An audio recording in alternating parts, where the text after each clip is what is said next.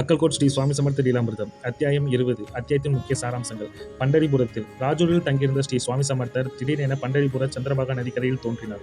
அப்போது பெரும் வெள்ளப்பெருக்காக இருந்தது. ஆனால் சுவாமி தனது பாதுகையுடன் நீரில் மேல் நடந்தபடி அக்கரையை அடைந்தார். மக்கள் அவரை அதிசயத்துடன் போற்றி வணங்கினர்.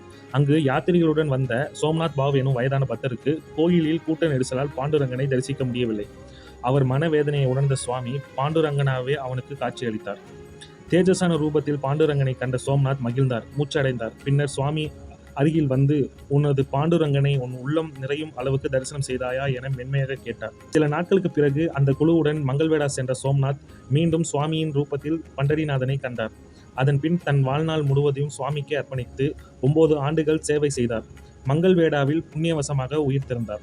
கிபி 1838 சுவாமி மங்கள்வேடாவில் வந்து அங்கே 12 ஆண்டுகள் தங்கி பல லீலைகளை நிகழ்த்தினார். தெளிவு குருவின் திருவார்த்தை கேட்டல்.